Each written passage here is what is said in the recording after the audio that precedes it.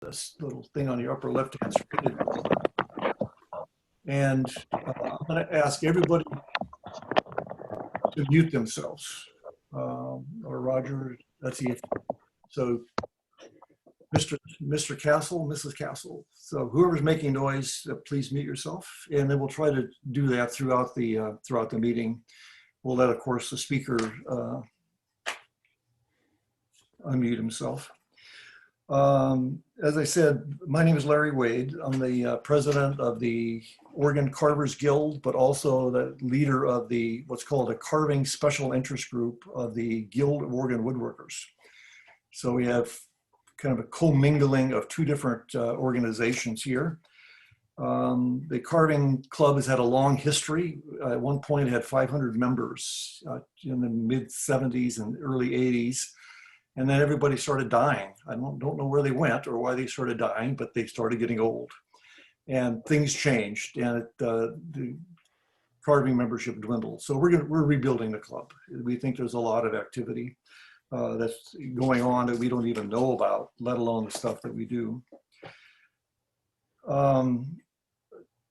There's always a question of how do you ask questions. So Marty is very open to answering questions. We just have to figure out how to feed them in. And what I would suggest, there's a couple ways to do it. If you'll use your chat and send a question into me, I will repost it or verbalize it. Or you can also just say, I have a question that I'd like to ask, and then I'll call on you. The third way is everybody shout at the same time and see what happens. And that's usually pretty chaotic. So we'll see how it goes. There's other ways to do it, but those are the ones that I can think of. This is nominally a 2-hour program. We're going to try to take a few minute break at about an hour. We're going to let Marty call when that should happen based on his own pacing. Just to stand up. I don't know what your experience is, but my back gets tired and different parts of my body, and sometimes different parts need a break to stand up and move around. So we'll take a conscious break and we'll come back. Marty is quite experienced. He's been teaching a long time. He is nationally known, but he was unknown to me as of 3 or 4 months ago. So I was really delighted by accident to see Mary May having him as one of her guest presenters. And so that was the connection. Subsequently, I bought his book. Subsequently, I'm going to think about buying his knife, but I haven't done that.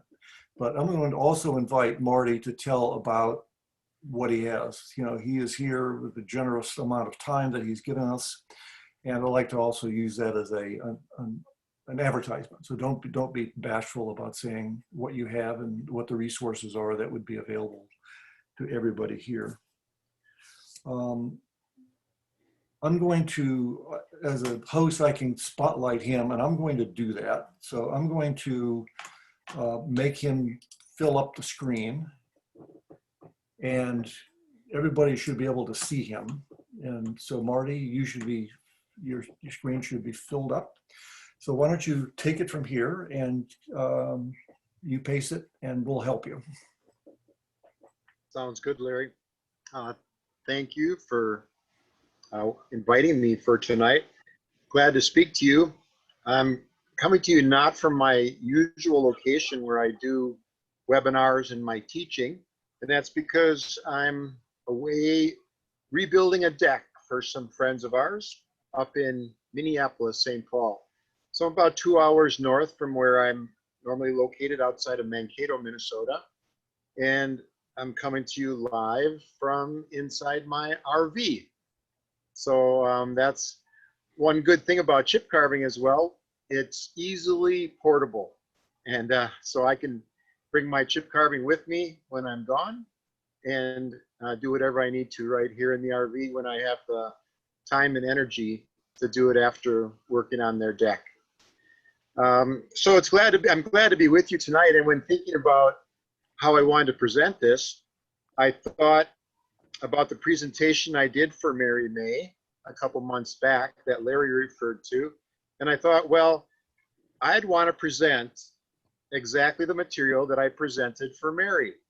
So rather than try to reinvent the wheel, I'm going to play that recording of Mary's webinar that I did for her a few months back. And then what I'll do is we'll make it even better by I'll pause at different points of the presentation to give you a chance to ask questions on something that I may have just presented. So that's how we're going to do it. We're going to see how it goes, and I trust it's going to be beneficial for you. I'm going to share my screen and we'll get this going.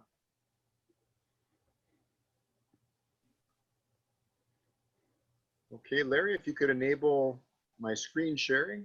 I just did. Thank you.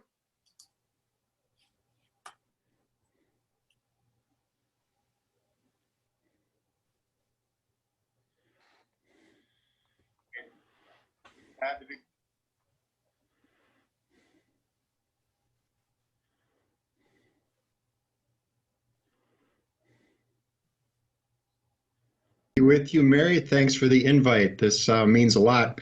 One thing Mary might not have told you is that she and I share a Dutch heritage, okay? And she may know the saying, but I think it might hold true for us. If you ain't Dutch, you ain't much. So I think I'll hold to that. Oops. And there's a story that's told as well, wondering if you know why Dutch people wear wooden shoes. Do you know that, Mary? No, what's that? Well, it's to keep the woodpeckers from picking on our head. So that goes right along with us Dutch people. All right. So I'm glad to be here. Thanks again, Mary. We'll go through this, and hopefully there won't be any audio issues. If there are, well, we'll just roll with it. That's what happens. Okay, well, so far it sounds like everything sounds good, and oh, excellent, wonderful. That's a relief. Now, along the way, I'm going to be looking at the chat here, and I will be sort of breaking in, hopefully not rudely, but breaking in and asking questions along the way. So if that happens, who knows what direction this can go? You never know. But if you want to just start and sort of introduce the whole art of chip carving, and we'll go from there. Sure. As Mary said, chip carving is an incise style of carving, individual cuts to remove chips. And the style that I'll be showing you today is a European style. Now, I mention that because if you've seen any chip carving videos on YouTube, you'll see a lot of them from Russia and Ukraine. And it's a completely different style of chip carving. All right. So we're going to look at the European Swiss style of carving, and that's what I'll be mentioning. But before I show you some of the details about chip carving, there's some good reasons why chip carving is an excellent hobby to get into. First, it's not very expensive. All right. With just a couple of knives and a piece of basswood and a pattern, you can chip carve. As a matter of fact, I put a kit out just recently. It's only $55 to get started. Now, that's pretty rare for a lot of styles of carving. All right. Along with that, you don't need any artistic ability to be a good chip carver. You don't have to know how to draw. You don't have to know how to use a compass or a ruler or a T-square. Now, in the past, you did, because we didn't have the technology that's available today where you can print off a pattern and transfer it to your board. So that's where I first started, was lots of drawing. Even the letters and numbers were all hand drawn. But now you don't need that ability. You can just print it off, and I'll show you how to apply pattern momentarily. Also, chip carving is really portable. Take it with you on vacation, when you go camping, when you're visiting friends and family. You can chip carve, and it won't interrupt any conversation. And so it's nice and portable. Just take it with you in a briefcase or a sack. And something else that's encouraging is you can get good results in a relatively short period of time. Develop a good technique, and within a matter of months, you'll be making some pieces that you'll be glad to display and share with others around you. And then finally, chip carving is a great way to embellish items that are really usable around your house. Here's a double tea light holder that I recently carved. All right, here's a knife box, okay, that I embellished the outside with. Oh, that's beautiful. And then here's a plate that I recently carved. And this one you could not only display, but to give it as a gift, maybe an anniversary or a graduation gift, you could add lettering on the bottom, dates on the top, or you can do it on the back as well. So it's really handy that way. It's you can use them yourself or give them away. That's beautiful work. And the details on it it's amazing what kind of details you can do with it. Yeah, it's a lot of fun.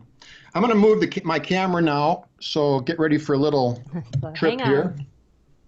Yeah. Whoa! Nice ceiling. Yeah. Now you're upside That's- down. Whoa, hang on.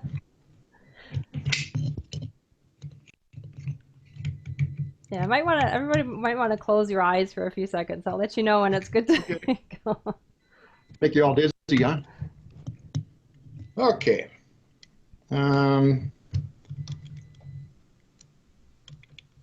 How's that? Okay, yes. I can't see what you see. Can you see this entire board? Yes, you can. Okay, good.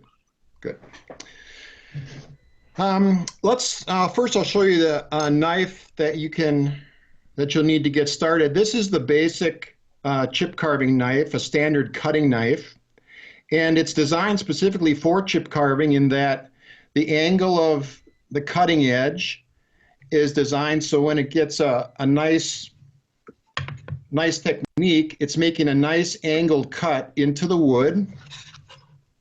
And also, you'll see it's angled down like this. That's all designed so when you're putting pressure on the blade, all that pressure is designed to go right through the point of the knife and down along the cutting edge. Another facet of design with the knives, now these are my chip carving knives, and when I designed them, there was a couple things I insisted on when I made the design, and that is this thumb notch.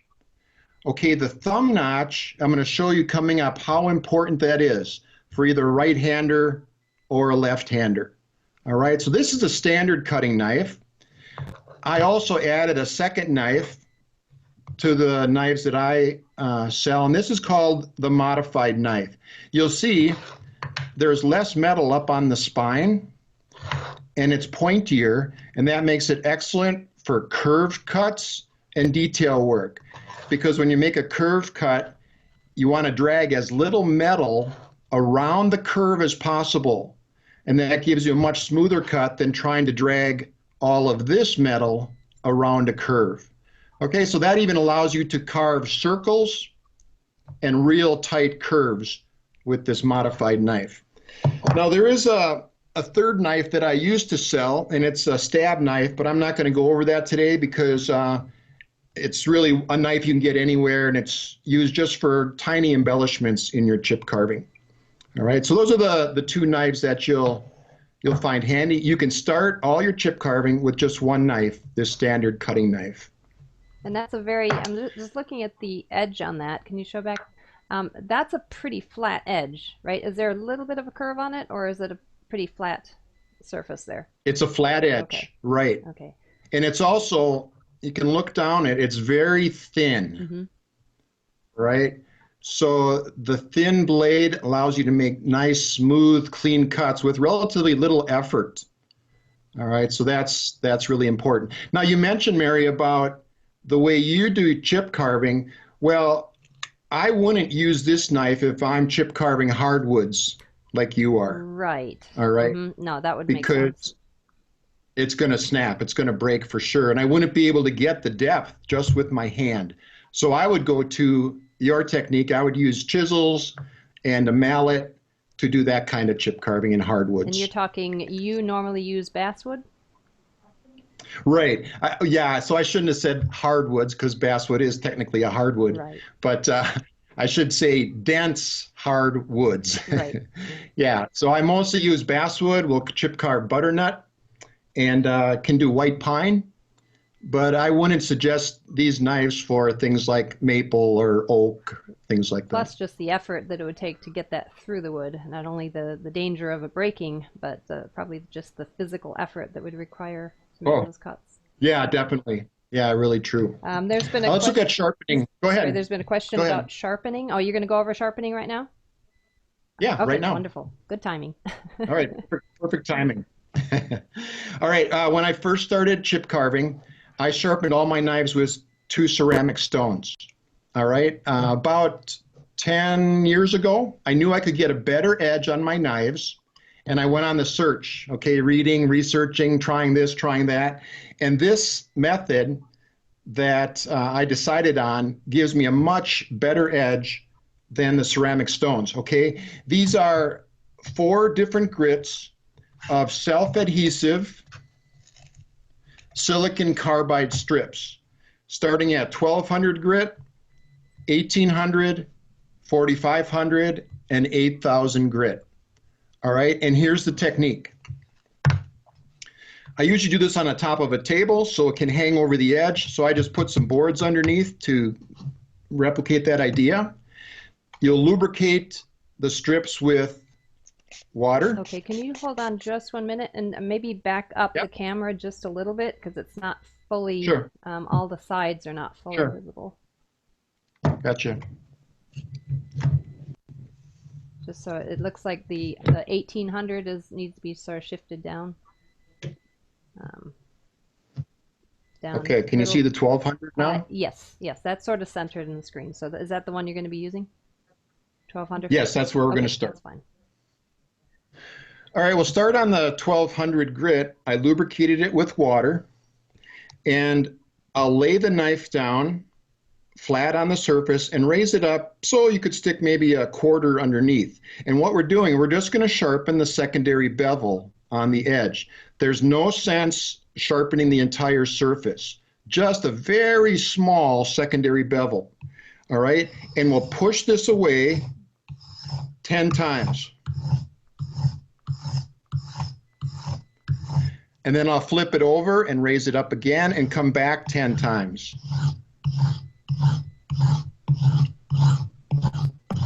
Now, here is the most important step in sharpening. You have to turn a burr or a wire edge on the coarsest grit that you start with.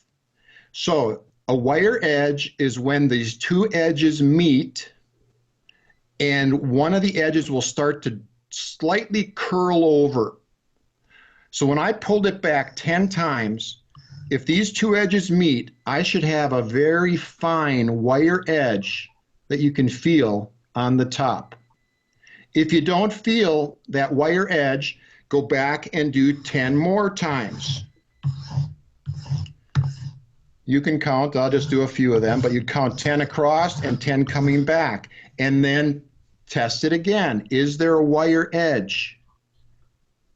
And if there is, then you can start counting down. All right, now, what if you can't get a wire edge? It just doesn't, it's not occurring. Increase the angle a little bit on your knife. That means those 2 edges have not met yet. Increase the angle a little bit and try again. You have to have a wire edge. Otherwise, all you're doing is you're polishing a dull edge of your knife. That's a very good point. Yeah. Right? Then you would count down. You do 9 times and 9. You do 8, 8, all the way down to 1, 1. Then you turn your board. Spray the water on here. Count 10 and 10, 9, 9, all the way down to 1 and 1. And you do that same procedure on the 4500 grit and the 8000 grit. Now, once you're done with 8000 grit, all the way 10 to 1, you're going to have a mirror, shiny, sharp edge. And then the final step is to hone the edge with a leather strop. Okay, so you use very similar materials that I use for my carving gouges. What's interesting is what you're talking about is to get it such a so it's even on each side, by doing those exact numbers from one side to the other, because each side of the knife is exactly the same. Exactly right. Yeah, that's why we count down an even number all the way down so it stays the same on each side. Okay.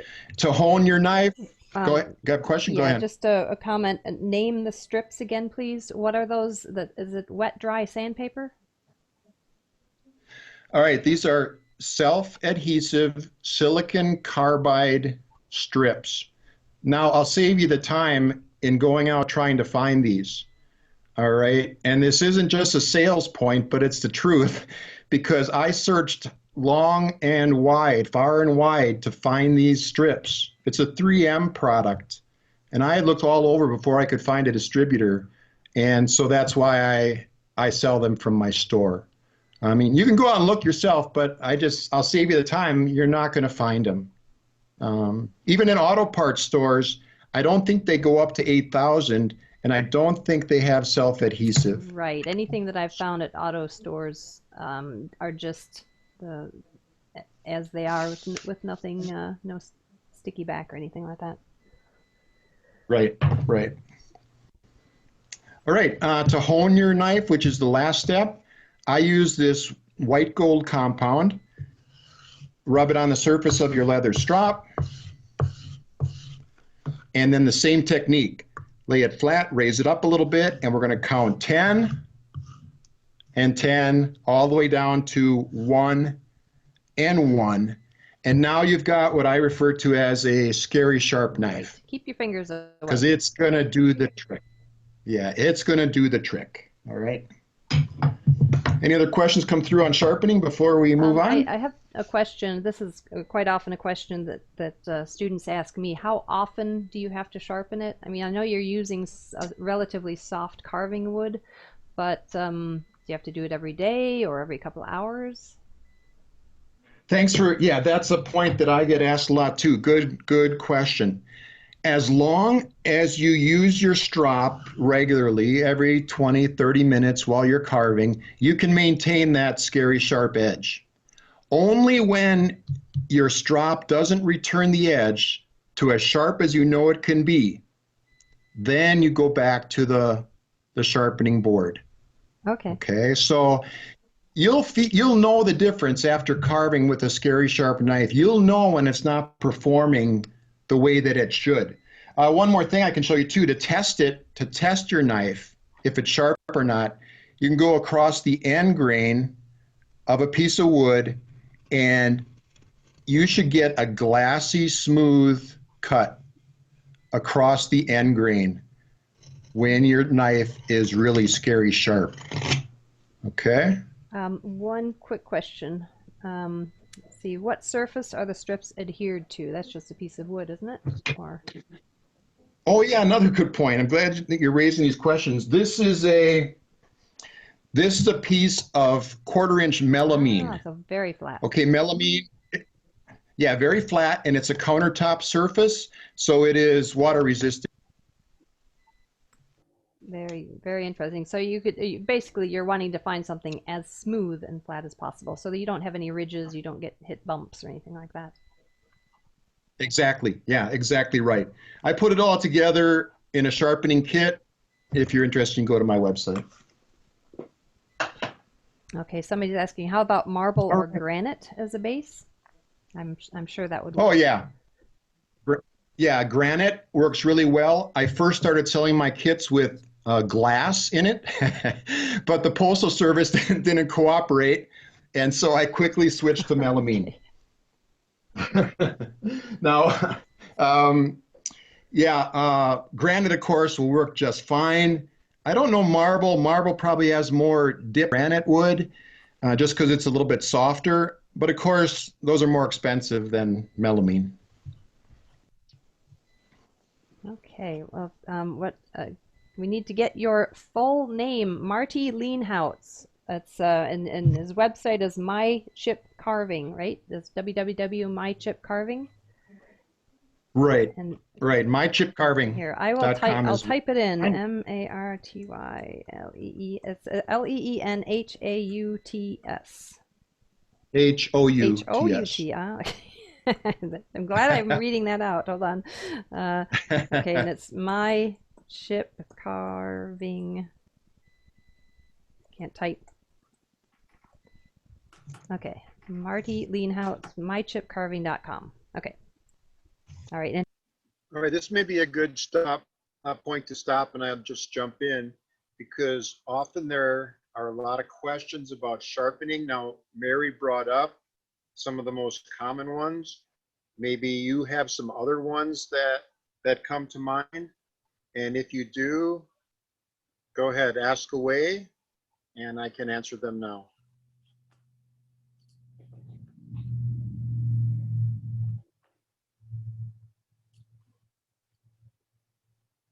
We won't wait long. Like Larry mentioned, sometimes questions come up afterwards, and if they do about a previous topic, feel free to ask them. But if you do have one now, we'll entertain it. Otherwise, we'll move ahead. I guess, Marty, one question is when you are sharpening them, you start at 10 and 10, then 9 and 9, and 8 and 8. What's the purpose of that versus like 50 and 50? Oh yeah, the purpose is to even out as you count down so that you're continually making the burr smaller and smaller as you go. If you were to do 50 on one side and then 50 on the other, you'd have a burr that's been generated by 50 strokes. Whereas if you count down from 10, 10, 9, 9, you're ending with 1 and 1, which is removing a very, very fine burr. So the burr keeps getting smaller, smaller, finer, and finer as you work down and count down. Gotcha. Thanks. Marty, I've got a question. This is Larry Wade. When you give up on rehoning, you have to go back to the grits. Do you always go back to the 1200, or can you go to a higher grit and not have to go through the entire 4 sequence again? Right. It's not necessary all the time to go start at 1200. Maybe you want to start at 4500 and count down maybe even 6 to 1, and then count down 6 to 1 on 8000, and then hone again, and that may bring you back to your scary sharp edge. So it all depends on, I guess, how bad the edge has gotten.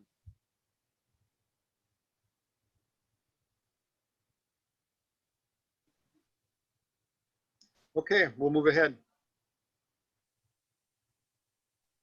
And he also has an online school with videos similar to what I have. Okay, sorry, didn't mean to interrupt. That's Carry all right. on.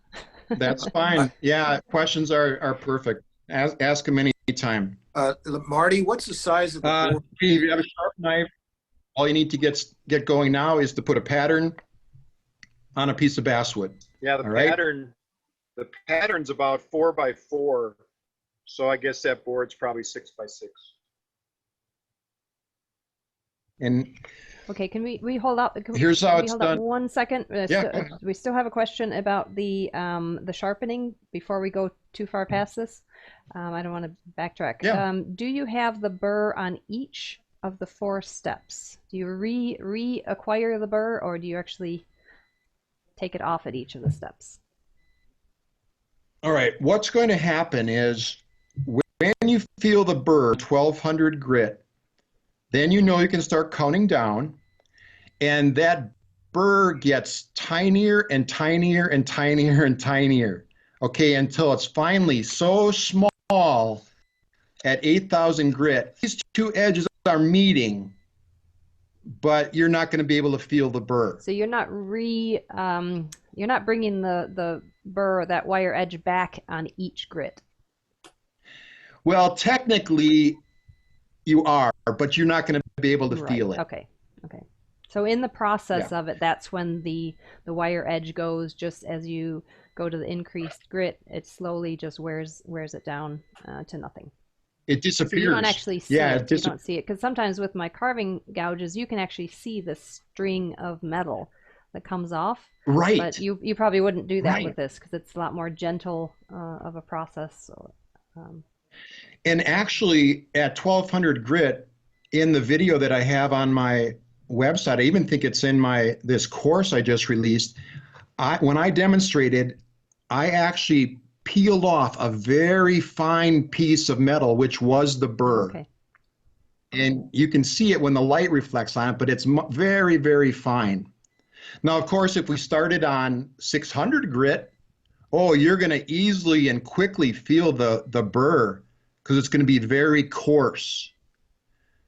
But we start at 1200 where you can still feel it. And then as you work through the grits, when we get to 8,000 or even 4,500, you are not going to be able to feel the burr. It's just too fine. Okay. So at that point, it's really just more refining that edge.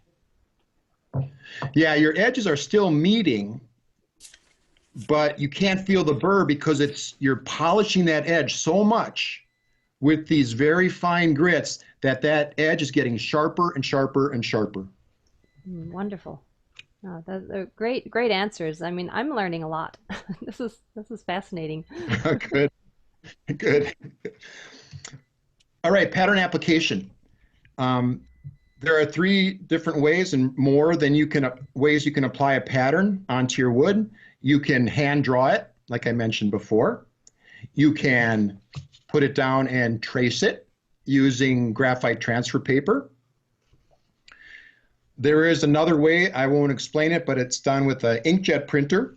But the way I'm going to show you is done with a pattern transfer tool, which is a heat transfer method, and done with a pattern that's printed on either a photocopy machine or a laser printer. All right, if you have an inkjet printer at home, take that pattern and go to Staples or Kinko's or the library and make a photocopy of it because it has to be printed with a powdery substance called toner. All right, this was from my laser printer and it has toner on it, a black powder. And what we're going to do is we're going to reheat this toner and transfer it to the wood. Okay, so I'll put it face down. Tape a hinge.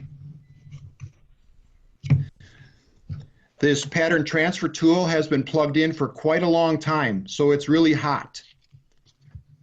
So I'm going to have to move pretty quickly, otherwise you will burn the wood if you don't move fast enough. So that's when it's really that's hot. basically kind of it's like an iron, but it's more focused.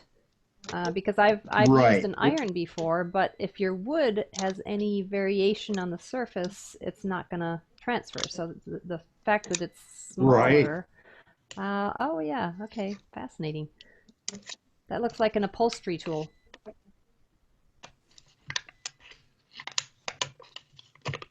Yeah, so this is a direct, intense heat, and you can see how quickly it heats up the toner from the paper and transfers it to peel it up as I go, not only so I can see where I've been, but also I think it helps release the toner from the paper onto the wood.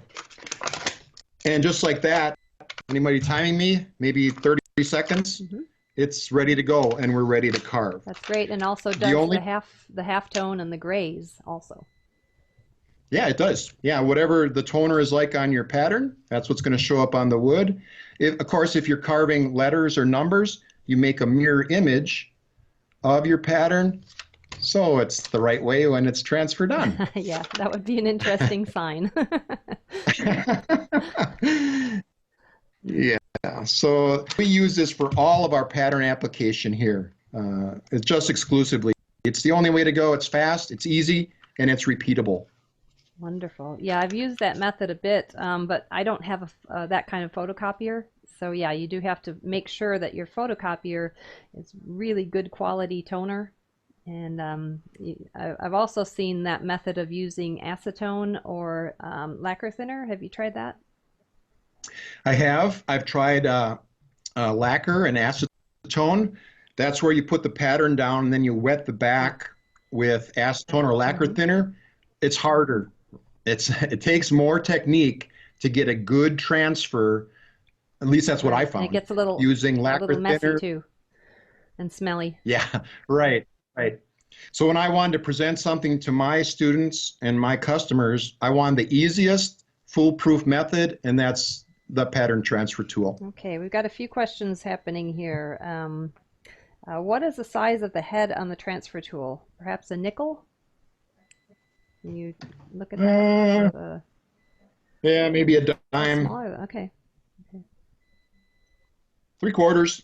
Yes, and there's a comment here. Time to buy a laser printer. Oh yeah, and while you're at that, they're not very expensive, really. You can get them on sale for about 70 Yeah, bucks. I know. And the toner lasts a long And time. does it matter the quality of just as long as it's toner? Or, Yeah, I don't buy the brand name toner. I just buy the generic. okay. That's yeah, I normally use carbon paper, but for the patterns that you're talking about, they're so precise and they're so detailed. This type of transferring is really critical for the amount of design that you have on there. Okay, let's see. How does one, hold on a second, we got a question here. How does one do the mirror image of text? Is it an option in Microsoft Word? Well, that's more of a print where you can do a mirror image, I think in the print dialog box. Yeah, some printers have that in the dialogue, not the one that I have doesn't have it. So I've got a video that shows how to mirror image items. That's on my website, but it's really easy if you use a PC. You can do it in the excuse me, you can do it in the Paint program, or if you're taking it to a photocopy center, they do have the mirror image print function on the photocopy machines. Right. Yeah, you just have to be creative with how to get it reversed. You might be able to, no, I was going to say in a Microsoft Word program, you might be able to reverse the text, but I'm not quite sure about that. Have to see about that. Yeah, you can if you use if you're using Microsoft Word, and you use word art, you can take a word art lettering and flip it. Right. Okay. Make it into an actual image rather than text. Mm-hmm. Yep. Okay. All right. Ready to go on? Yep. I think so. All right. Let's talk technique. Holding the knife is crucial for chip carving technique. When you lay the knife on your fingers and just gently curl your fingers around the handle, the thumb notch is where the joint of your thumb is positioned.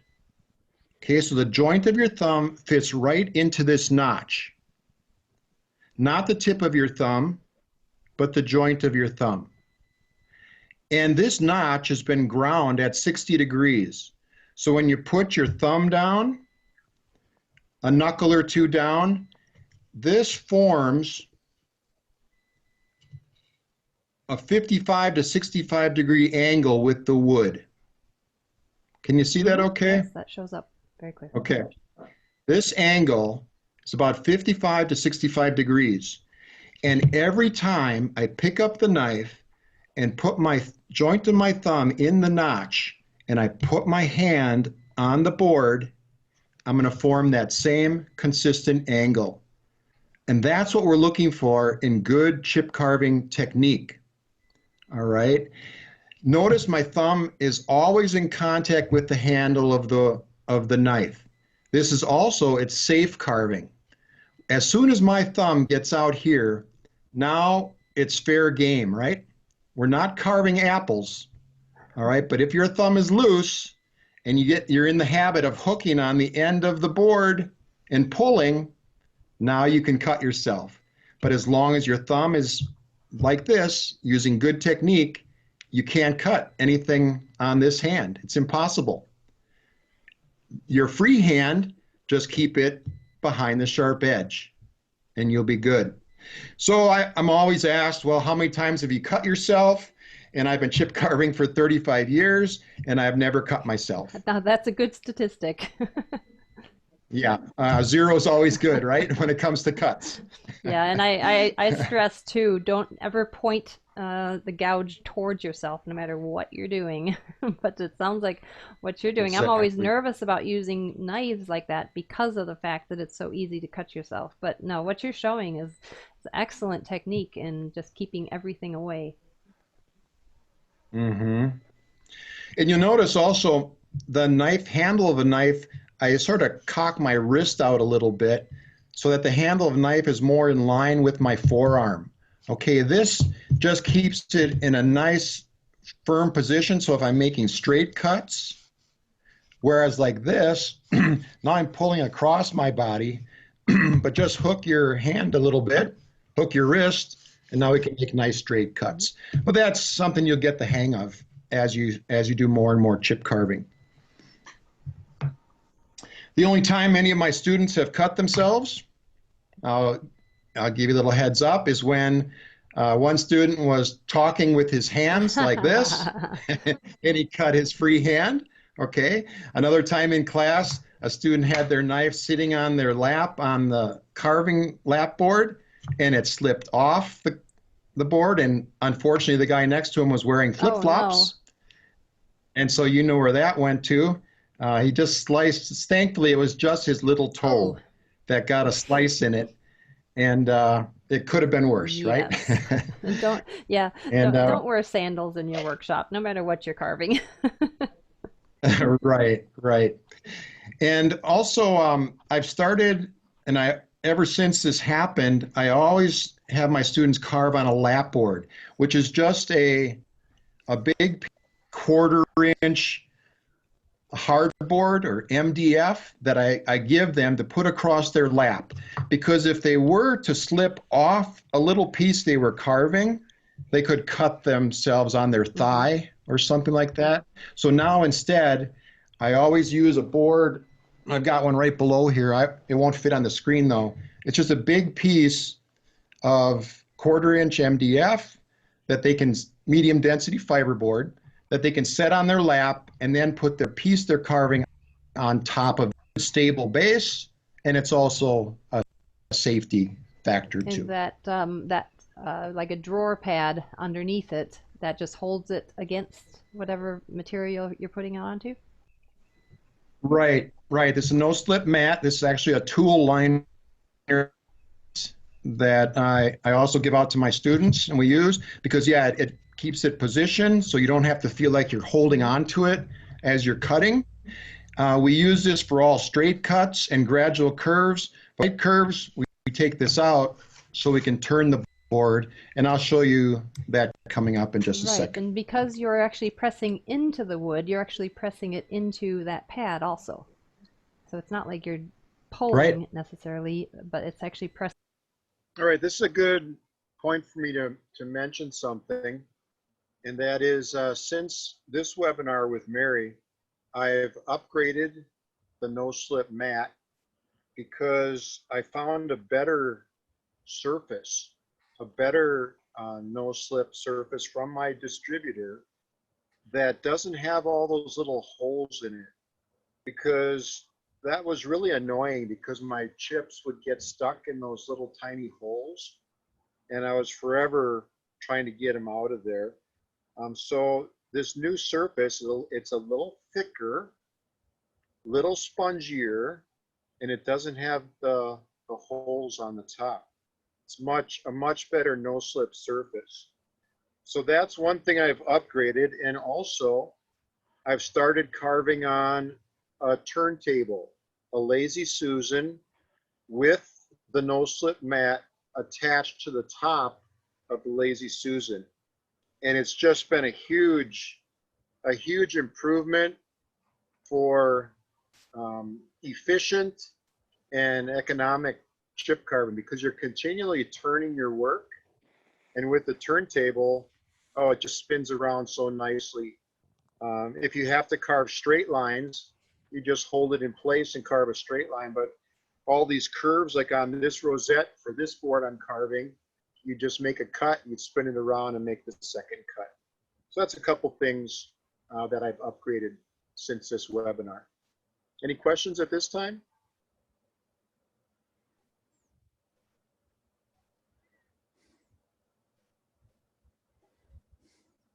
into. That's interesting.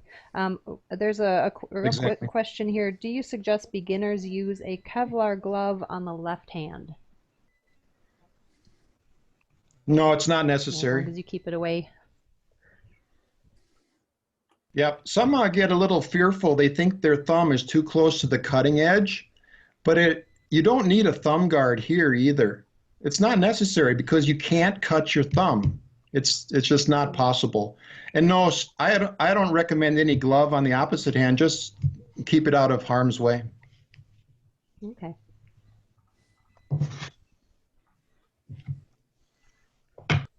I start my students carving on this material. This is high density urethane. It's a trademark product called Easy Board. All right. This material doesn't have any grain. It's a consistent density and it's softer than basswood. Now I use this so that my students can develop good technique and not have to worry about getting the right enough depth on basswood or fighting the grain. So we start on this. Okay, it's a high density. This is a sign maker material. Right. If you've seen fancy signs outside of restaurants and hotels, they're made from high density urethane. And that's not you can't, if you press into it, it doesn't dent. It's very, it's. Oh yeah, it's hard. Yeah, it's not like insulation foam. Okay, it's really dense. This is a 20 pound per cubic foot density, this tan material. Basswood starts at about 20 pounds a cubic foot. The very softest basswood you'd find down south that we don't like to carve. Mm-hmm. The better basswood will be up in the upper 20s and 30 pound per cubic foot range. Right, and that's usually the So ones that grow in northern Minnesota, Wisconsin, New That's York. right. Yeah, that's right. You want to stay. Yeah, we're in the prime basswood country up here. Yeah, you want to stay away from the Georgia, North Carolina basswood. It gets a little stringy. Mm-hmm. I'm going to show you good technique, and we're going to carve a few two-sided chips. Okay, again, thumb in the notch of the handle, and you're forming a tripod with a thumb, and looks like I've got maybe 2 knuckles down, forms a stable base no matter how I turn my hand or how the board turns. Okay, so I start here on this chip. It starts very shallow, gets a little bit deeper in the middle because it's a small little chip. Turn the board. And now on this side, I make the same cut on the other side. And when those 2 cuts meet in the bottom, the chip will come out. All right, I'm going to get a little closer. Sound good, Mary? Yes, no, it's showing up well, but yeah, if you can do some close up. I'll move the camera a little closer. Yep, Is that that's better? Fine. It's pretty clear. Okay. I'll show you there's again. a quick question Go here. ahead. Somebody has the wood-handled Moore chip knife from chipping away, and it doesn't have the 60-degree thumb notch. And should I file one in? Should you adjust the actual the knife itself if it doesn't have that notch? I would encourage it, sure. Okay. Yeah. So do you want to just show it where that actually is? It's right up here. It's right there. Okay. It's 60 degrees from the, how do I describe it? Here's the 60 degrees, all right? You want to form 60 degrees, 55 to 65, somewhere in that range, from here to here. So it's got to be the same on this side. Okay. Okay. I hope that explains that. Yeah. Let's see if there's more questions, but all right. Thank you. Yep. As you get near the edge of your piece, you want to keep the base, so slide another piece of material right alongside, and I'll do a larger 2-sided chip. Shallow to start with. The widest part of the chip is where you need the deepest part of your cut.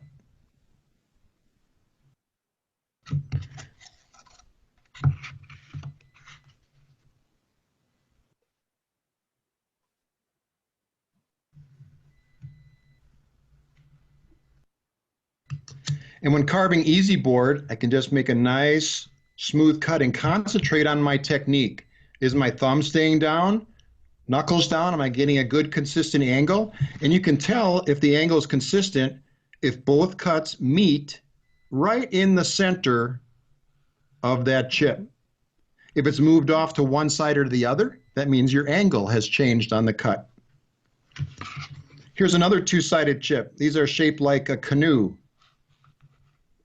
The line down the middle helps me visualize where the point of the knife will reach the cut.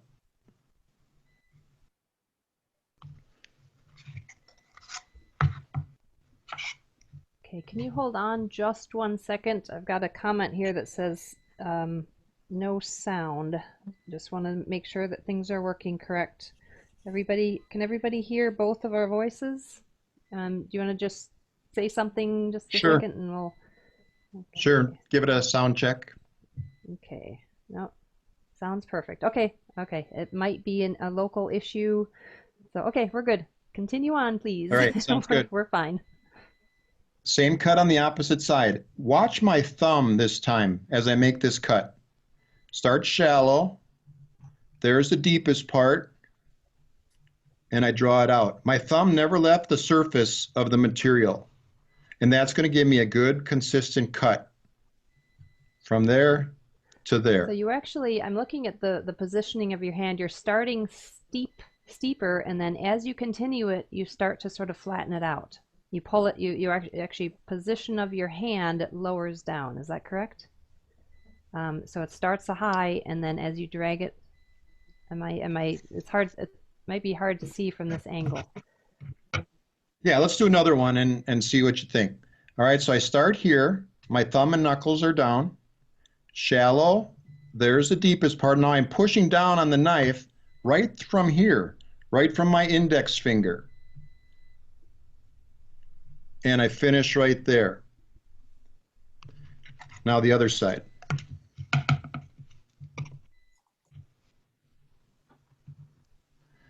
The angle of the knife, the cutting edge, stays pretty much the same throughout. At the end, I may drop it down a little bit. Yeah, I think that's what I was just seeing. finish. Okay, I think that's what I was seeing, just as you finish it up so it gets a nice sharp corner. Right. I don't need to drag it out and risk slipping off the end. Okay. Okay. So those are two-sided chips. Let me jump over to Basswood. Okay, there's a quick question here. Is there a difference between chip carving and relief carving? Yes. Do you want to answer that? I can answer that also, but feel free. Go ahead. Yeah, why don't you answer that, Mary? Basically what I interpret relief carving is where you actually have the carving itself raised up and the background lowered down. This is more of that incised carving. You can also call it sort of a sunken relief. You know, there's several words for it, but it's not really technically relief carving. And is that how you interpret that also, Marty? Right, and you can do chip carving as a positive image, which would be more like relief carving, except in chip carving you're making individual cuts, whereas I'd say in relief carving you're doing more multiple cuts to remove the background to create the image. Is that how you'd understand it too? Yes, yeah. A lot of the chip carving ends up being more pattern based, like what you're talking about with this more, and then those repeat patterns, like what you were looking at right now, but again incised, but not an actual independent shape that is carved. But yeah, I mean it's hard to explain, right. But yes. Sure. All right, Larry, it's been about an hour, so maybe folks want to stretch a little bit, fill their drink cup and take a break. Yeah, let's do that. There'll be a couple questions in the chat room you can take a look at, or I'll repeat them after we get back. It's let's just 4 minutes. Let's come back at the hour. Okay.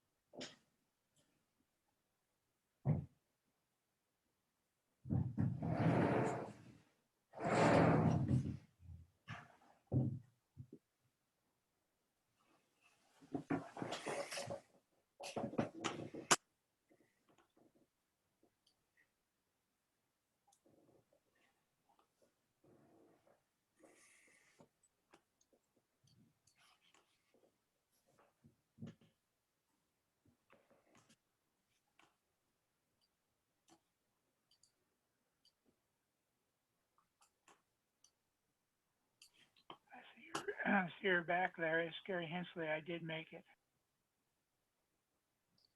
See, I didn't hear that.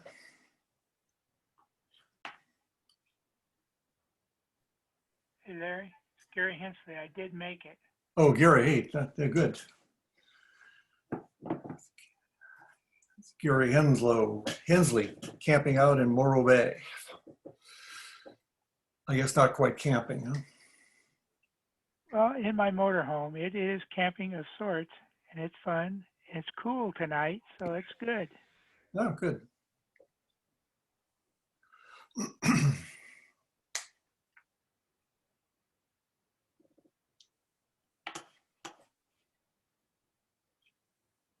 So Marty, I can only see your screen. Can you hear me okay? Yes, just fine. So the chat had a couple of questions as we went along. Is for the matting, would neoprene work? I'll just let you kind of think about these. Would neoprene work? What is the name of your new non-slip product? Where do you purchase Easy Board? And I point out you can buy it at your website, easycarving.com, but you can talk about your two websites. Is there a local source? Someone said, I think Dashboard is his brand and sold on Easy Carving. What is the size of the sharpening board? And then to clarify, are you stropping after each count on the sandpaper? Those are the questions. They're in the chat room. Or in the chat. Okay, so let's get back, Marty. It's 8 o'clock our time, but 10 your time. All right, Larry, let's might as well answer those questions. Why don't you just go ahead and we'll take them one at a time. Okay, so would neoprene work as a anti-skid product underneath your work as another anti-slip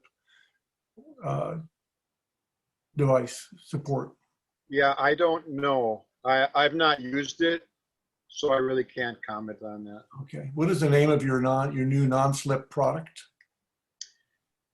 It's called, I think it's called Versamat. I get it from a distributor, and yeah. Okay. Yeah, I don't know much more than that. I don't know how it's normally used, but it's a nice thick material. I'd say it's almost 3/16 of an inch thick, which is really nice. And boy, I don't know. I never saw anything like it before when I tested it out, and I'm really enjoying it. Okay, and can you speak momentarily a little bit about your two websites and which one that would be listed on? Sure. mychipcarving.com is where you'll find everything related to basswood, chip carving, knives. In my store, you'll find the turntables, you'll find the no-slip mats, and you'll find lots of instructional material, videos, patterns, and courses that I'm working on. Now, the goals of my chip carving have been to inspire, to instruct, and equip ever since I started in 2007. And I try to carry that out. I've stuck to it. So equipping is done through the store. Everything I think that you'll need is found there, along with kits. So that if you're just beginning and want to start, there is a kit that can meet your budget requirements and get you started. And all the kits include one or more courses so you can learn how to chip carve correctly. Okay. There are two memberships. The Ruby membership, which includes the Chip Carving Essentials course. All right, that's the basic. And then a Platinum membership includes everything I have to offer. All videos, all patterns, all courses, and a monthly live webinar. That breaks down to $10 a month. So I think I've tried to make it affordable for everyone, and then some way to allow you to learn how to chip carve and to really enjoy this great hobby. at easycarving.com, and that's E and the letter Z, carving.com, you'll find the Easy Board product. Now I know the question's coming up, where can I get it locally? I can't answer that, excuse me. Except if you check with sign making shops, you can probably get some scraps from them, but I can't guarantee it's going to be the same product that I sell. When I got into selling high density urethane, I got samples from 3 or 4 different manufacturers, and I settled on this product, which is, it's called Cora Foam, C-O-R-A Foam. That's the manufacturer's name for this product, Cora Foam. I trademarked the Easy Board name because I'm introducing it to the carving world, whether that's caricatures or relief carving or chip carving. Basically any type of carving you like to do, you can do it in Easy Board. It takes any type of finish, and like I say, no grain to deal with, so it's 100% carvable material. So at easycarving.com, you'll also find some lessons and a few patterns, and you can order whatever size and shape you like, and I'll prepare that for you. Okay, Marty, the other question, what is the size of the sharpening board? 10 by 10 melamine. And that fits the strips just perfectly. And the second other related question on stropping, do you strop after each count on each grit, or do you strop just after you go through all 4 grits? Stropping after you've gone through all 4 grits, because that is the honing process. So honing is different than sharpening, and honing is done to maintain the scary sharp edge. Okay, that's the end of the questions that I see. So you can keep going. All right, thanks, Larry. All right, let's do these two-sided chips on basswood. And I'll start here. We'll do some of these large, long ones. Okay, if you cut too deep on one side, you end up with a furrow in the bottom. How do you deal with that? I'm guessing you're probably going to go over that on this section, right? Because that's probably more of an issue with wood. Okay, I'll talk about that in a second.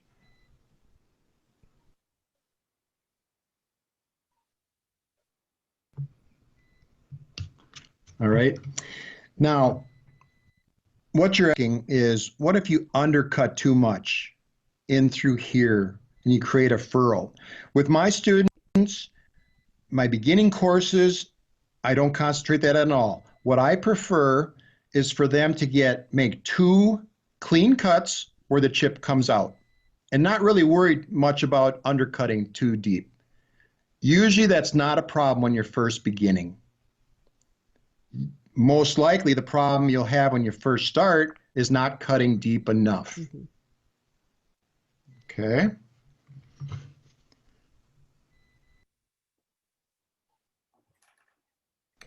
What is the brand name of that high density polyurethane carving board? It's called Easy Board. Full disclosure,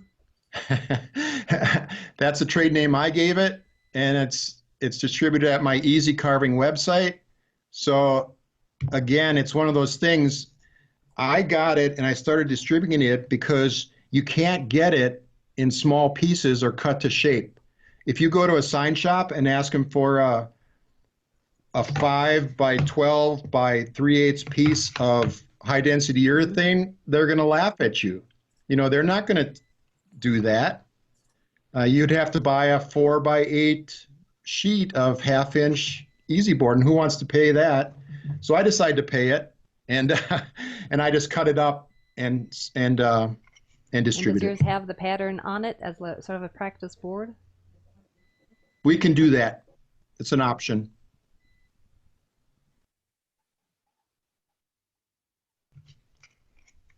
when I first start teaching chip carving with my students, I don't deal with grain issues, but that is something that we eventually get to because it's just part of the nature of carving wood. All As right? shallow as those These cuts are, it seems like you don't really have to worry about it as much if it were as if you were doing much larger, deeper cuts.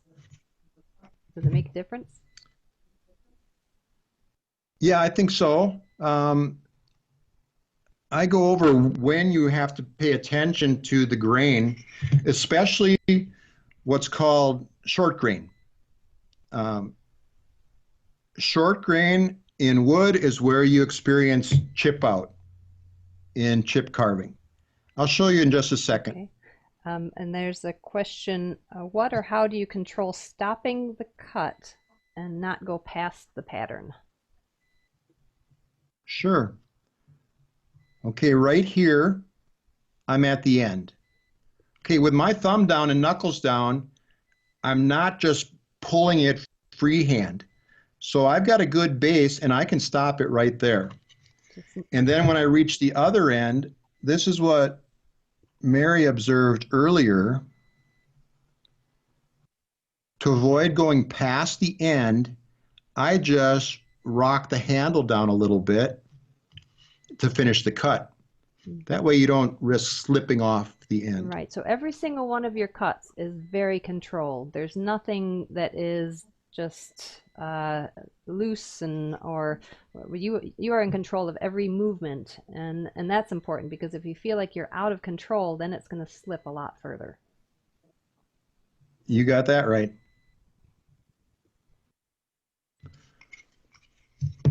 Okay, on detail carvings with cuts close together, how do you decide which cuts to make first? And that's probably talking about grain direction and that type of thing. Right, right. And we can only, answer so much of this in just an hour. That could be another hour just I'll answering that question. Oh yeah, yeah. I've got plenty of videos to help you with these challenges because they're real. They're challenges that everyone experiences. So that's what I hope to accomplish by putting out videos and teaching people how they can get good results with their chip carving. Now, this cut, if you can see the grain in this piece of basswood, it runs this direction. Okay, this cut is pretty much straight across the grain. Here's my next chip to take out. In between these two chips is what's called short grain. Short grain is weak because there aren't many fibers in the wood holding this together. Short grain is where you'll experience chip out. So with that in mind, my next cut should be angled away from this chip, angled away from the short grain area. All right, and we'll do one the way it's supposed to be done, and then I'll do one the way it's not supposed to be done. Okay, so I'm angled away from the short grain, angled away from the chip I just took out, and I'm not going to get any chip out along here because I made the first cut in that direction. Basically, the pressure of that Second cut is away from that fragile area. Right, right. And there's my second cut to remove the chip. Everything's preserved. If I made this cut in the next cut to remove this chip, if I made it in the wrong direction, maybe I make this outside cut first. Now I'll probably get a little carried away here so that it's sure to happen, okay? If I really cut in here, can you see what's happening in there? I don't know if you can or not. It's sort of lifting a bit.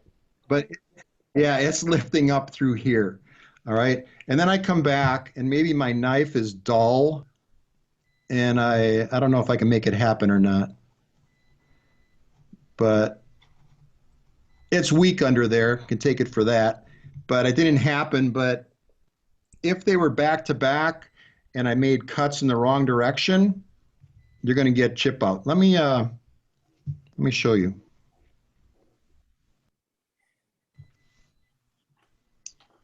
Let's do it this way.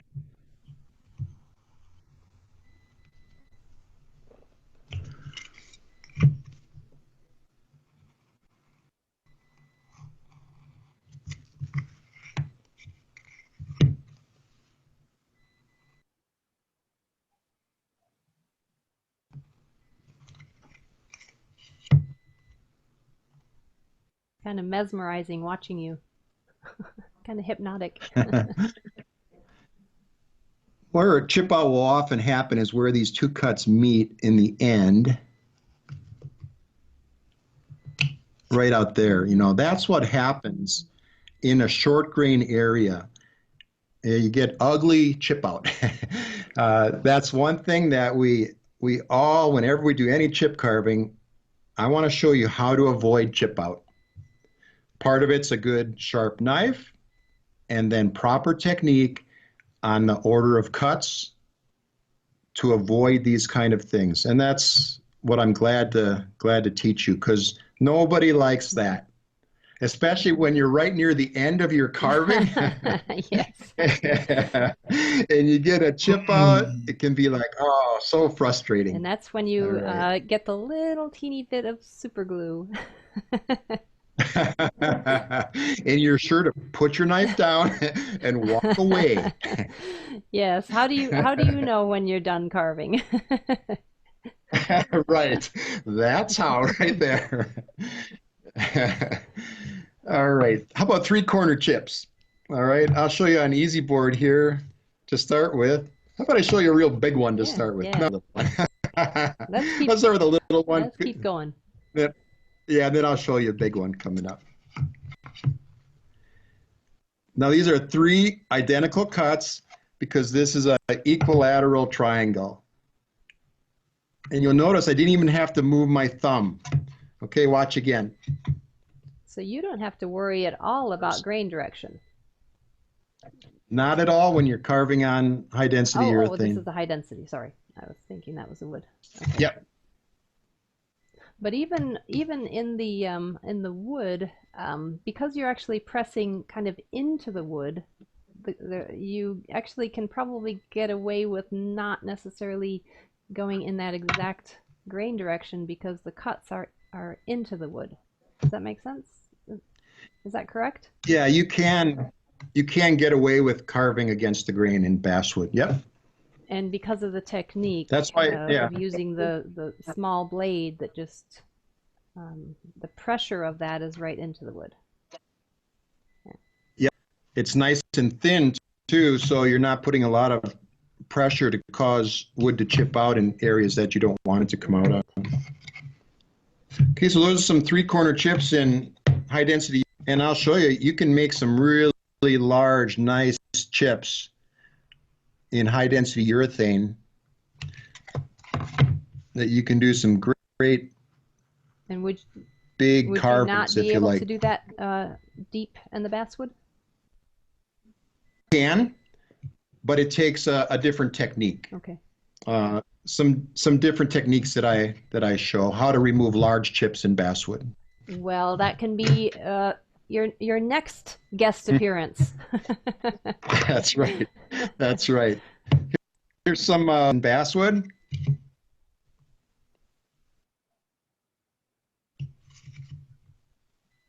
So you don't really need to, even a small one like that, you don't need to consider grain direction at all. It's just going around and rotating it. You do, it's helpful to consider grain direction just to make any straight in line with the grain cuts, not your last cut. Right. Yep. Okay. Now, if it doesn't make sense to you, don't worry about it, okay? Yeah, we can get pretty deep. I explain it in my lessons, and you'll understand it after I explain it. But for now, don't worry about it.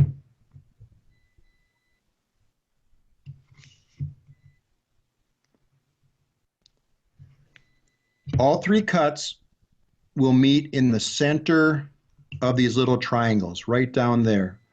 And when they do, the chip comes out cleanly. Here's a pattern consisting of almost entirely three-corner chips separated by lines. Okay, when you're first starting, I always suggest you do one chip at a time. You do one and then you go on to the next one. Reason being, if something doesn't go right on this one, you can make the needed adjustments on the next one. If you were to do a whole row of 3-corner chips and make repeat cuts, which is what you'll do eventually with your chip carving.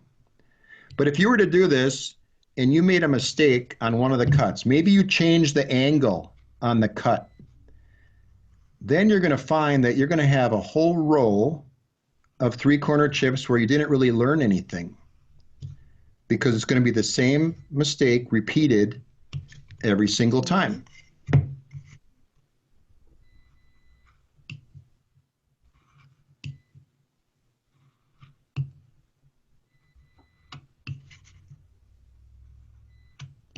Thumb and knuckles haven't left the board. Okay. 3-corner chips. Isn't that beautiful? And it really, the light just catches that shadow when you have just that inverted pyramid type shape. If you get the light shining from one side, it will end up really showing beautiful shadow. Yeah, good point. And the question is often asked, well, why 55 to 65 degrees? And it's for that very reason. It's because of the shadow. If we were to carve these at 40 degrees, there's not going to be much shadow at all in the bottom. It's going to sort of blend into the background. If we carve them at 80 degrees, pretty steep, right? You're going to get a lot of shadow in the bottom, but you're going to have a very hard time removing the chips. Right. Mm-hmm. Especially when they get bigger. Can you, these big chips, if I were to try to carve them at 80 degrees, I'm going to go right through the back. Right. Because they're not going to meet in the thickness of this board. You're going to make your life difficult. That's for sure. Okay, just want to catch up on some questions here. Let's see. Detail, let me just catch up. Some wood is more brittle. I heard that moistening the wood with alcohol and water mixture helps. And then another comment, maybe have the alcohol and then it won't be as bad. Yeah, well, maybe not. Sharp tools and alcohol. Not a great combination. Okay. And so have you ever heard of that, using alcohol to soften? Yeah, you can sort of add moisture to your wood as you carve with a 50-50 mixture of alcohol and water. I have never really found the need. I can remember one time I had a piece of basswood that was pretty ornery, and at that time I sprayed and then carved, and it did help. But if you're having trouble, go ahead and yeah, give it a try. Okay. Do you have reference manuals or how-to books on your site? You do, don't you? Have you written a book? I have. Yes, you have. I thought so. Yeah. But, and just so happens I have one sitting right here. There you go. Yeah, I wrote my own book, Chip Carving Essentials, and it goes over technique, sharpening, wood grain, different shapes to remove, how to apply the pattern, and so on, finishing, and it has a few patterns in the back. Nice. Beautiful. I love the symmetry of these patterns. Okay, any tips for cleaning? This is a good question. Any tips for cleaning up remaining pattern lines when you're done without losing the crispness of the edges from the sanding? Now, this was actual ink that was put onto that. Is there a way to remove anything remaining? Yep. This is toner, and to remove extra toner that's on the surface of the wood, I suggest you use a Tombow sand eraser. Okay, here's why.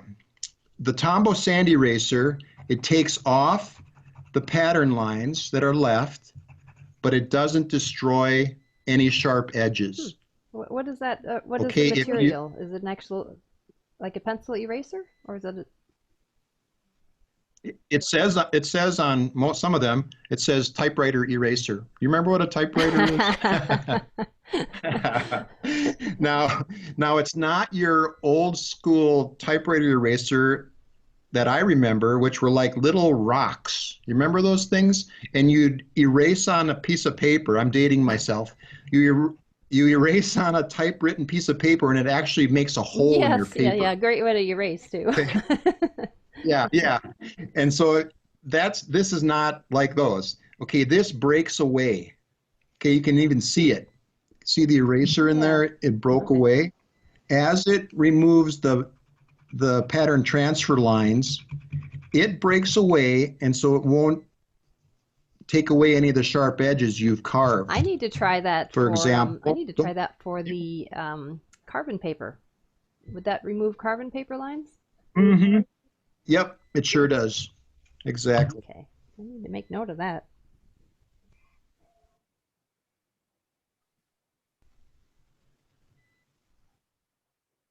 I've got all these things on my website. I mean, I don't sound like I'm just here to promote my website, but you're not going to find the Tombow Sandy erasers in the Office Depot store. They're just not out there. It almost sounds like It's a it Japanese. almost sounds like it's a part sandpaper. Yeah, it's a softer material, so draw your carving. So right here, I'm carving a nice sharp edge between these two chips.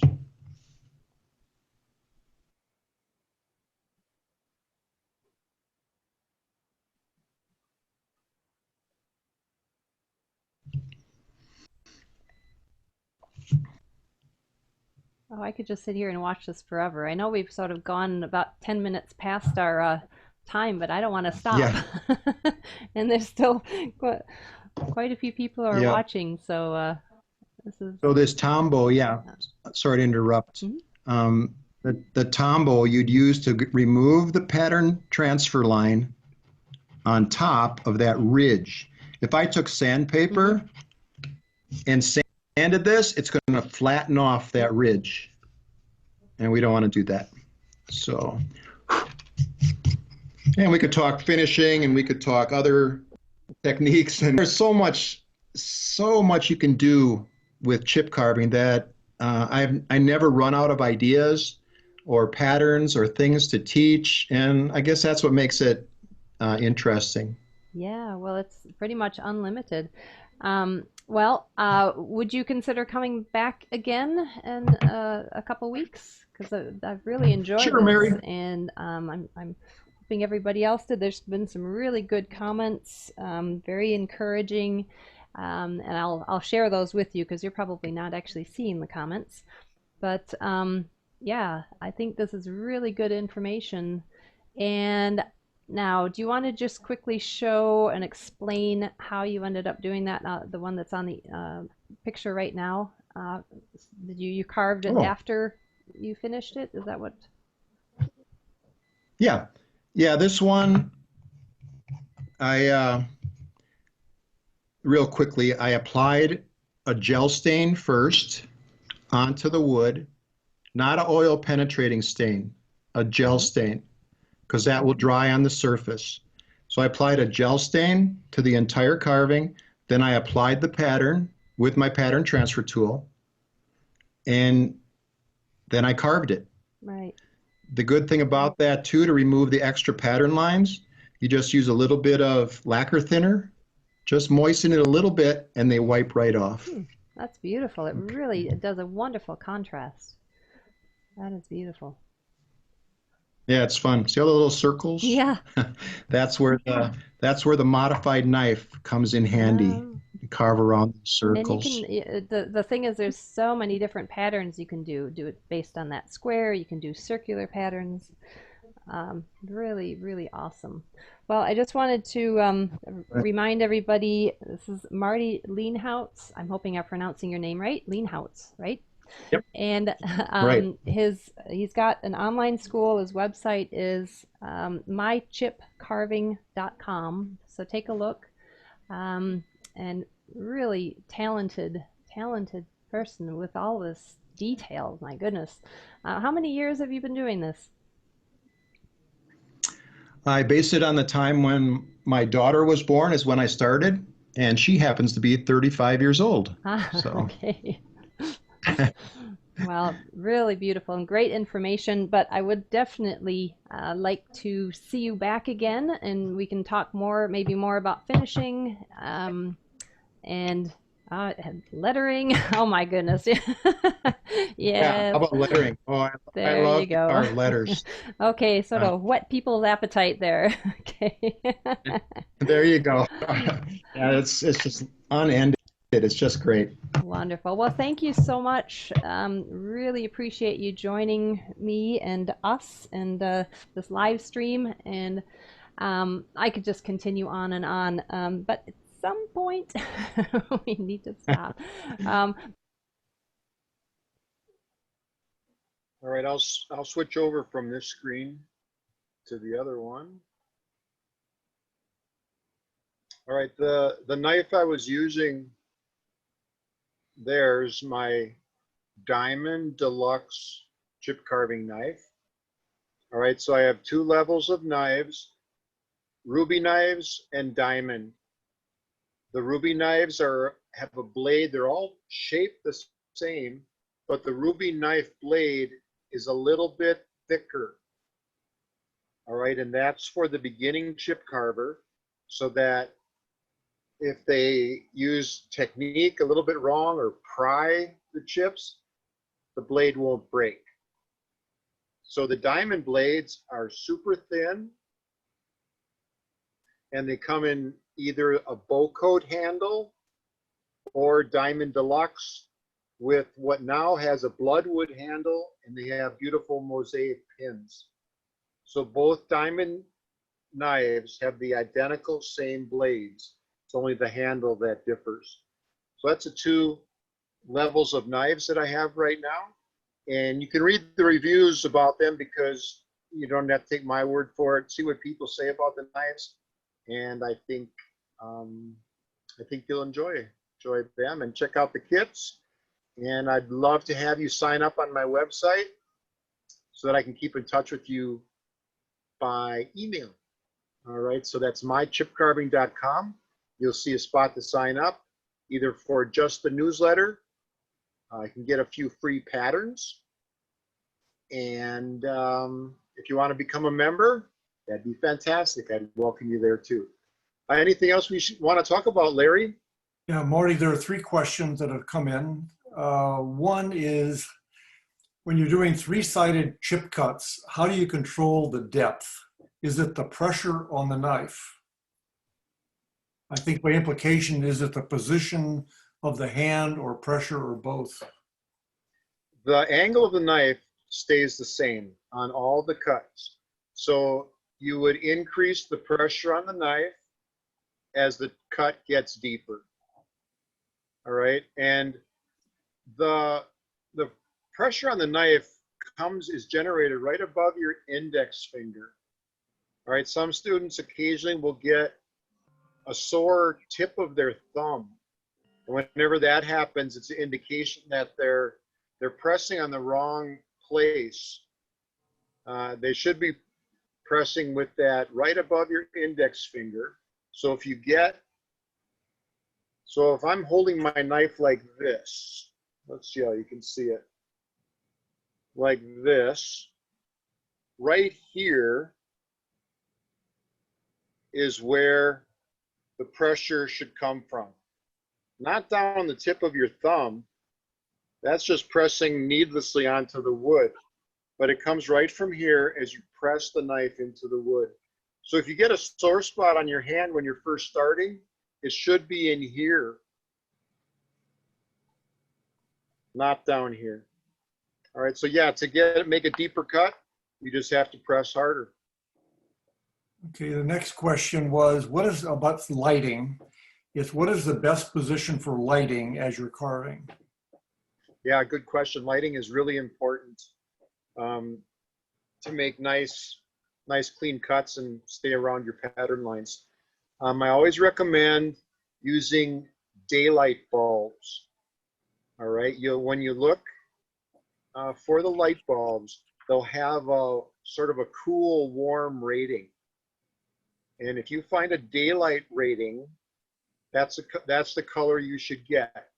If you're using regular incandescent bulbs, they're just too warm. They're too yellow. Whereas those daylight are nice, bright, white color for your bulbs. And where do you position it? Well, if you're a right-hander, position it slightly off to your left so that you can get a good visibility of the lines you're carving. That also, if it's slightly to your left and not directly overhead, that will create a shadow so that you know you can carve right on the edge of a neighboring chip, if that's what your pattern is.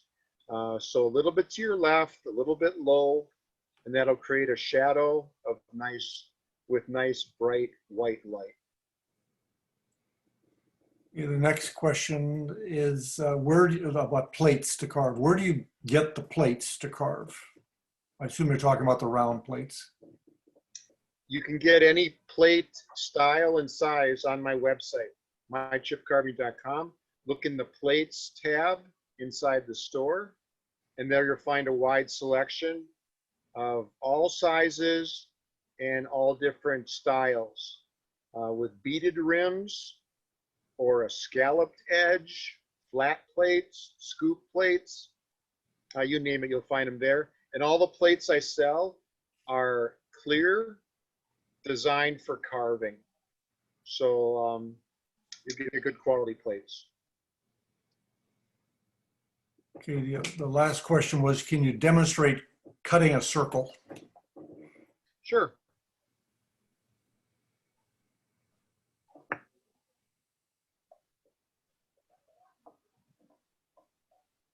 I'm gonna have to change my camera view.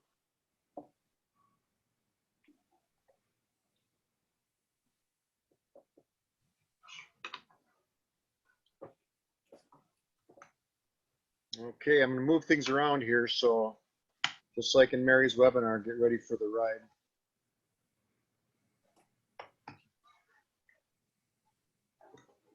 How can I do this? All right.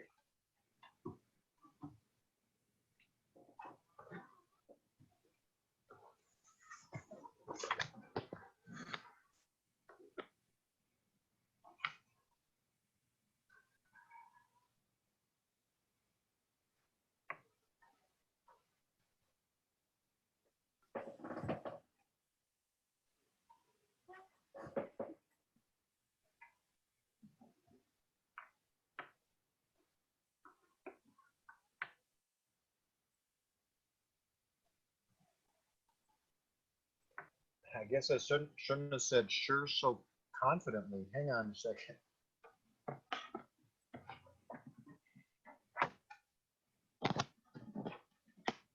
So this is where you'll know I'm not in my office as I'm trying to get this set up here.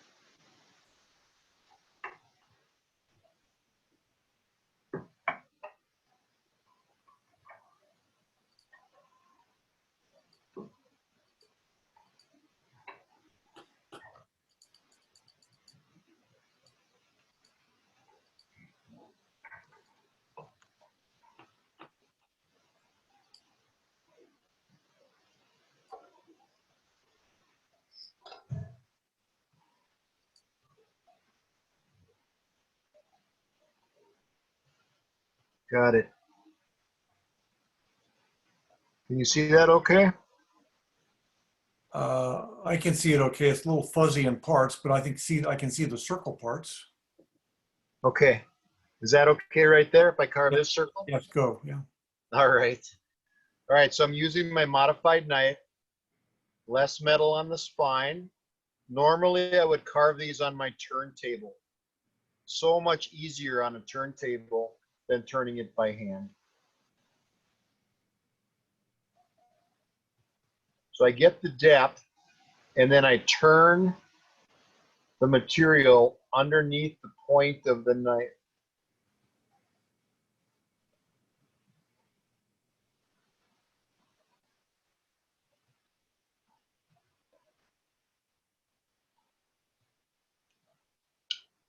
Okay. All right, once again.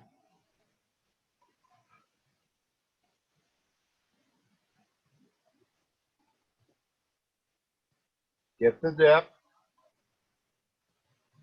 and then just maintain the depth and turn the board underneath the point of the knife.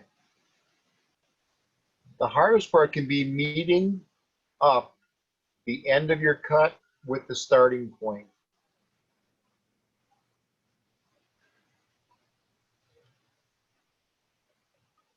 So maybe another question would be the opposite circle. If you wanted to leave the circle kind of as a button, what would, yeah.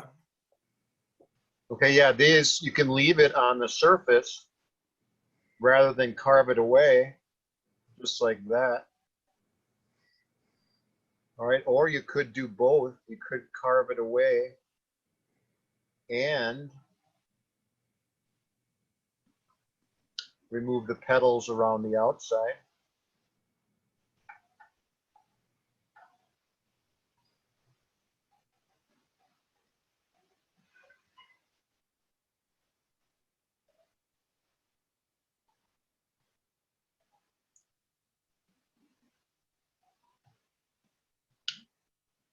All right, so we could do that all the way around.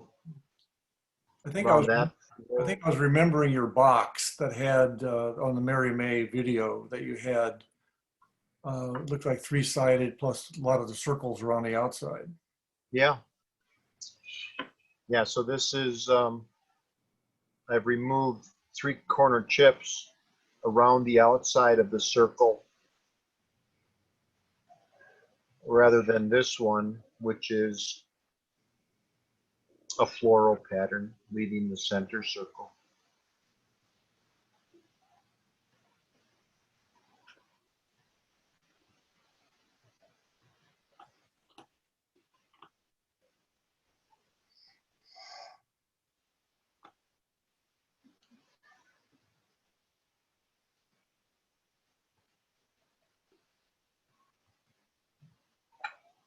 Whoops. I guess I'll stop there. No Band-Aids, huh? I wondered if you noticed my ragged index finger. Oh, nobody wanted to ask. Yeah, I know.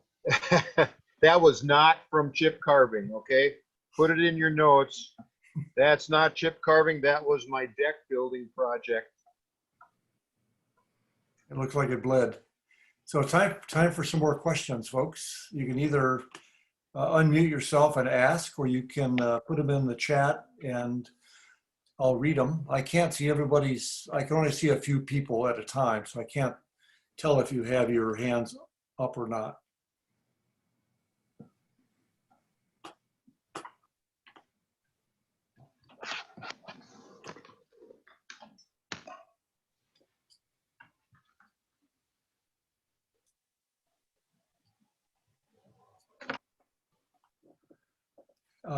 Question was, where do you get a lazy Susan? They're in my store. The difference between the ones that I sell is that I have added that thick no-slip mat to the surface of the Lazy Susan. If you buy one on Amazon, they just come plain plastic on the top and bottom, and it's just not good for holding your piece to chip carve as you spin it around. So yeah, a great no-slip mat on the surface of mine. You can get them at mychipcarving.com. Go to the store, and they're on sale now for $20. Okay. You have anything to say about sign making, sort of sizable signs that where the lettering would be, could it be chip carved? You know, large letters, let's say maybe a 2 foot by 3 foot sign, for example. Would that be something you would attempt with chip carving, big knives, or would you use more classical carving techniques? You could carve a big sign with just standard chip carving technique. And Yeah, I carved a sign for our retreat center, Red Barn Retreats, that measures, it's not huge, but the chips across the width are at least an inch, and that creates some pretty big cuts. Let me show you, if I can find it here, a recent chip carving that I did on a sculpture that I made. Hang on a second. Let me, yeah, I've got it right here. So as far as size, it is possible to make some very sizable structures from easy board. And boy, is it fun. I had a great time making this sculpture.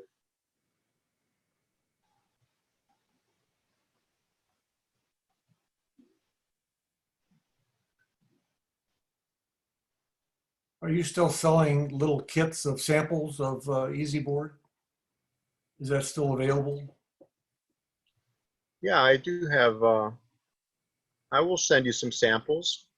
Just get a hold of me and send you a sample. And also know that I've got, and I'll cut any size or shape that you're looking for. That's not a problem. Okay. Hang on a second. I'm almost got this brought up here. About a year ago, we had a carving class, and we had a blind carver, and we had helpers to help him, and it didn't work out because he couldn't actually figure out the grain. And it was in spite of a lot of help that we had. He had been doing some carving before, but the HDU would have been a perfect material for him to do what he wanted to do. He's artistic kind of a guy. Definitely. Yeah, definitely. All right, so there's my sculpture, and you get an idea of the size. It measured 4 feet by 6.5 feet tall, and you can see all those chips were hand carved. And then I added the coloring to it. Let me see if I can bring that in closer. Let's see. You use bigger knives to get some of those bigger cuts? No, I used all my standard knives. Now on some of the big chips, like these are some very sizable 3-corner chips all throughout in the big circles. I may have removed the smaller chip in the center first before making the final cuts. I'm looking at the petals of the flower on the right-hand side, about a third of the way up. I can't tell if those are gouge cuts or chip cuts. I assume they're chip, but they look pretty big. Yeah, those are pretty sizable. Those are carved out, and they are, you know, it's a real smooth curve on the end of each petal as well.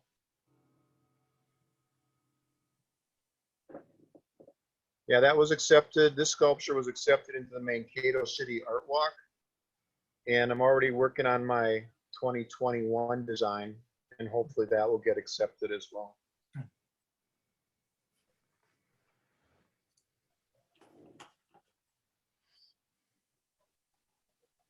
Another question came up about hand positioning. Is can you demonstrate the position of your wrist and the elbow while cutting? Yes.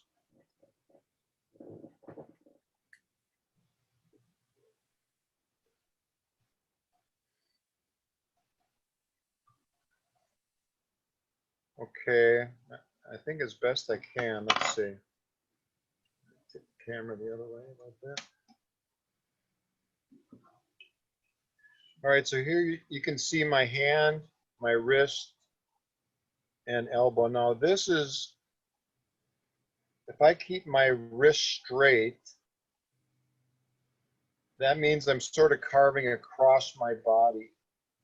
So I'll tip my wrist out. That puts the the handle of the knife more in line with my forearm. If it's like this, it's going out this direction. But when you cock your wrist a little bit, it lines up the knife handle with your forearm more. So you make nice straight cuts by just pulling back with your hand. All right, so that's the way chip carving is done with good technique. All right, and then you sort of lock your wrist in that position and then move the board and move your hand. Your wrist will move, especially as you're making curve cuts. Your wrist does move and flex to make a nice, smooth, continuous cut. So it looks like on small pieces, your knuckles are on the board, but your wrist is floating and your elbow is floating. Is that typically the case? Yeah, it'll move naturally as you're moving the board and the knife to follow the pattern line. So sometimes it's coordinated. The board will move, your wrist will move as you keep a flow with the knife. Okay. You just gain that the more chips you remove and the more practice you make, you'll get the flow to keep a nice continuous movement with your knife. Okay, thanks. So another question that came in was about painting. On the sculpture that you showed the picture of, what kind of paint was used on the sculpture? I used both a Rust-Oleum 2X Ultra Cover spray paint, and I used acrylic brush paint as well. So I used both of those, and let's see, what else did I use? That was pretty much it. The spray paint by Rust-Oleum 2X has a great selection of colors, so I'd use that for various parts of the sculpture, and then I'd also use acrylics where I wanted a different color and different look. And is the piece primed ahead of time before you do anything? And is there a top coat on top of everything? All right, there is a finishing technique with Easy Board that is fantastic, and here's what you do. I'll just give you the quick rundown. You spray your base coat color on the piece that you're carving. All right, so it's first sprayed, and then that dries. Then you take your pattern and you spray glue it onto vinyl masking. Now, vinyl masking is a sign maker material, and you spray glue your pattern onto the vinyl masking, you peel off the backing, and you stick that onto your Easy Board, and you roll it down with a hard rubber roller. Then you carve through the pattern and the masking. The masking is really thin. So you carve through the pattern, which is on the masking. And then when you're done, you just roll that down again so it's good and stuck on whatever's left. And then you can brush or spray the recesses. And then after you peel off that masking, you've got crisp lines between the area that you carved and the background color. That is a fantastic way to color and carve Easy Board. Now on my sculpture, I did some of that, but not all of it. All right, so different parts were done different in a different manner. There are videos showing you how to do this at the Easy Carving website. So go there, click on the videos tab, and you'll see various finishing methods of this material. I'll show you how to use a gel stain. And with the spray paint and gel stain, you can make Easy Board look an awfully lot like wood if that's your desire. Okay, super. Any more questions before Marty falls asleep here?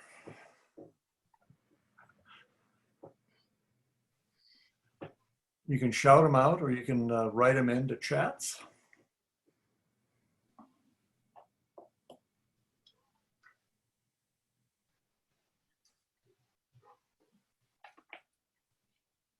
Okay, I think we will probably pull the plug in a moment, but Marty, I want to thank you out of the bottom of our heart that you gave us this material and spent the time. It's a whole new world for me because I've never done any chip carving, but I'm looking forward to trying it. I've accumulated some old knives, but I think I will probably put those aside and accumulate something new. And I don't know what anybody else would do, but there is one more question. It says, how durable is the Easy Board? Yeah, durable is its middle name because sign makers use it for their outdoor signs so that they hold up over long time periods. Okay, they're completely weather resistant and they're not going to warp or chip or crack or rot. So that's why sign makers choose this product to make their signs with. So when you carve it, put it outside if you like, keep it inside. It's going to last a long, long time. What happens if you stick it underwater for a long period of time? Will it dissolve or just not do anything? No, it won't do anything. Nothing. Okay. Okay. Okay, with that, I'm going to say that's the end of the questions. And so I will pull the plug in a moment and say thank you again, Marty. And I will send you probably some feedback on the experience in an email in a couple days. And we'll look forward to seeing you on the website and around. So thank you very much. My pleasure. Thanks, Larry. Thank you. Thank you, everybody, for coming. Thank you.